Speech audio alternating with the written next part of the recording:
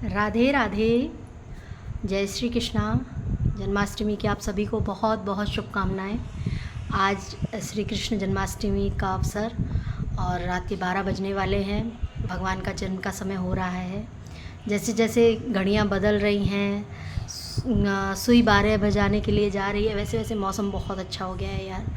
दोस्तों, मौसम इतना अच्छा हो रहा है, आप बाहर देखिए, अंधेरा, चारों तरफ अंधेरा, लेकिन इतनी ठंडी हवा चल रही है और बारिश का हो रहा है कि शायद बारिश आए, बट हवा बहुत तेज़ है, लाइक आंधी, जैसे आंधी होती है उस तरह की हवा चल रही है इस समय। मैं अपने सीढ़ियों में बैठी हूँ क्योंकि छत पे अंधेरा है और बच्चे अंदर सोने के लिए तैयारी कर चुके हैं, पर मैं जगूँगी रात के 12 बजे तक। ठाकुर जी को विश करेंगे, थोड़े उनके भजन 12 बजे गाएंगे। उनका जन्म होगा, जन्म पे हम लोग नंद के आनंद भयो जय कन्हैया लाल की का जयकारा लगाते हैं। आप लोग कौन कौन से जयकारे लगाते हैं शेयर कीजिएगा। और कल नंद उत्सव की धूम रहेगी पूरे ब्रज क्षेत्र में और हम भी नंद उत्सव का आनंद लेंगे, आप भी लीजिएगा। नंद उत्सव, जब नंद जी के यहाँ भगवान कृष्ण का जन्म हो गया था, उसके अगले दिन जो बधाइयाँ गाई गई थी, नंद जी ने अपनी खुशी में जो तोहफे लोगों को दिए थे, वो नंद उत्सव कहलाता है। तो आज भी उसी परंपरा को चालू रखते हुए मंदिरों में नंद उत्सव के दिन बच्चों के लिए छोटे छोटे खिलौने लुटाए जाते हैं, गेंद वगैरह, गेंद, छोटे छोटे गुलदस्ते, फूल, टॉफ़ियाँ, बिस्किट्स और आप ये कुरकुरे वुरकुरे के जो छोटे छोटे पैकेट्स आते हैं नटखट वगैरह के, ये बहुत मात्रा में लुटाए जाते हैं। भक्त वो कहते हैं ना कि वो प्रसादी होती है, उसके लिए भक्त इतने पागल रहते हैं, मंदिरों में इतनी भीड़ होती है नंद उत्सव के समय पर सच बताऊं दोस्तों, इतना आनंद आता है, इतना आनंद आता है।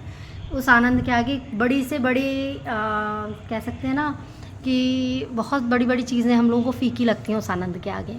बहुत आनंद आता है। चलिए, आज मैं आप लोगों से, कल मैं बोल रही थी कि आज आप लोगों को बताऊंगी कि कैसे ठाकुर जी का जन्म हुआ, कैसे क्या हुआ। छोटे से शॉर्ट में इसको ख़त्म करती हूँ। जब देवकी जी की शादी हुई बलदेव जी से, देवकी जी की शादी हुई थी वासुदेव जी से, तो वासुदेव जी से विवाह के समय जब कंस उन्हें विदा करने जा रहा था, तो रथ पे आगे कंस उनका जो चलाता है रथ, उसको क्या बोलते हैं,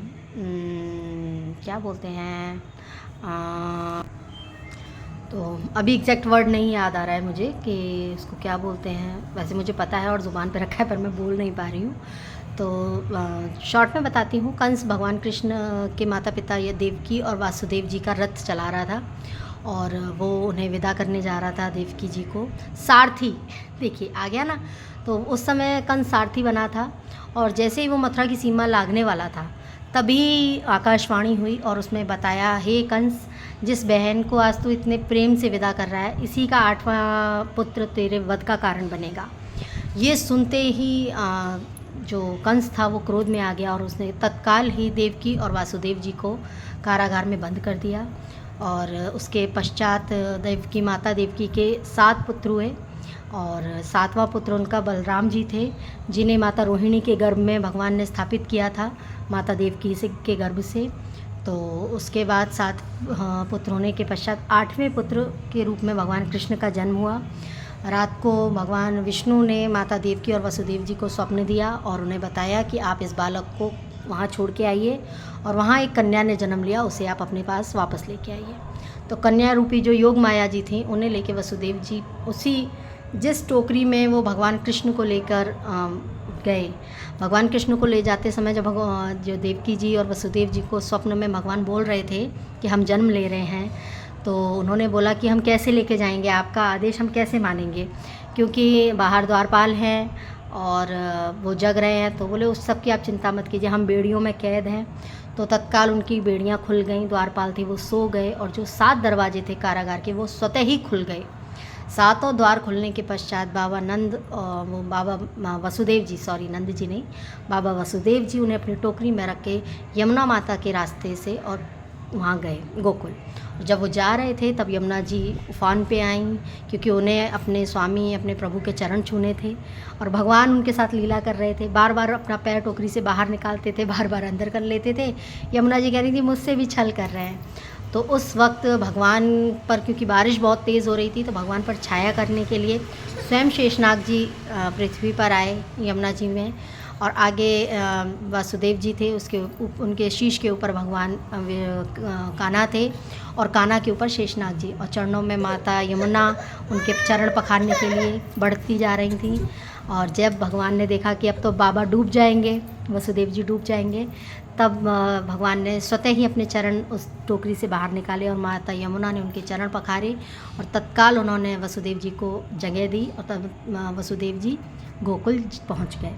गोकुल पहुँचे। गोकुल पहुँचने के पश्चात उन्होंने माता यशोदा के पास जो कन्या थी, उस कन्या को अपनी टोकरी में रखा, और अपने टोकरी में से निकाल के उस बालक को माता यशोदा के पास रखा, और वापस से लेके उस कन्या को मथुरा आ गए।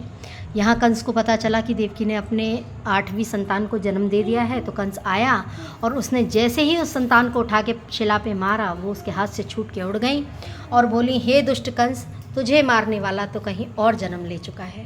इतना कहकर माता जो योग माया थी वो अंतर्ध्यान हो गई, और कंस घबरा गया, और उसे नींद भी नहीं आई। उस रात उसे नींद नहीं आई।